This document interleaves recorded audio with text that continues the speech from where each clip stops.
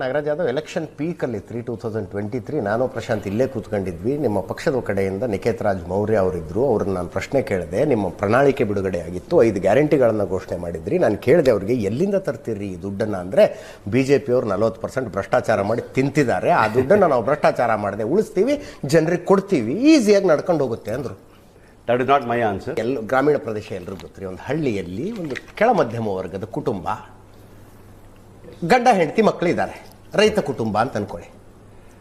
Guarantee ಬರುವುದಕ್ಕಿಂತ ಮುಂಚೆ ಆ ರೈತನಿಗೆ 2 ಸಲ 4,000 ರೂಪಾಯಿ ರೈತ ಸಮ್ಮಾನ ಅಂತ ಬರ್ತಿತ್ತು.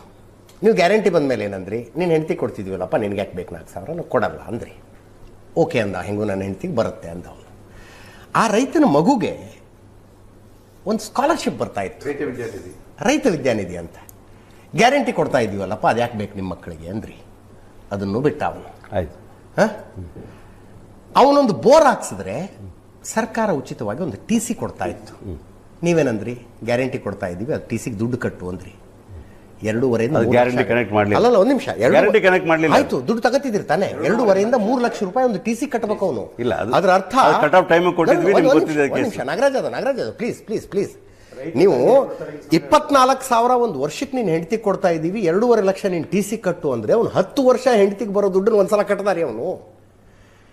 ಅವನೊಂದು ಜಮೀನನ್ನು ಮಾರ್ದ ಅಥವಾ ಖರೀದಿ ಮಾಡ್ದ ಅಂತ ಹೋದ್ರೆ ರಿಜಿಸ್ಟ್ರೇಷನ್ಗೆ ಸಬ್ ರಿಜಿಸ್ಟ್ರಾರ್ ಆಫೀಸ್ಗೆ ಹೋದ್ರೆ ಎದೆ ಹೊಡ್ಕತಾನ ಅವನು. ಅರೆ, ಹೋದ ತಿಂಗಳಾರು ಇಷ್ಟಿತ್ತಲ್ಲಪ್ಪ, ಈಗ ಎಷ್ಟು ಕಟ್ಟಬೇಕು ಅಂತ.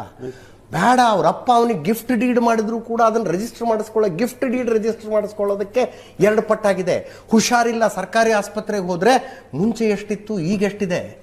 ಊರಿಗೆ ಹೋಗೋಣ ಅಂತ ಬಸ್ ಹತ್ತಿದ್ರೆ ಮುಂಚೆ ಎಷ್ಟಿತ್ತು ಈಗ ಎಷ್ಟಿದೆ. ಕುಡಿಯೋ ನೀರು ಮುಂಚೆ ಎಷ್ಟಿತ್ತು ಈಗ ಎಷ್ಟಿದೆ. ಓಕೆ, ನಾವು ಬಸ್ಸಿಂದಲೇ ಸ್ಟಾರ್ಟ್ ಮಾಡೋಣ.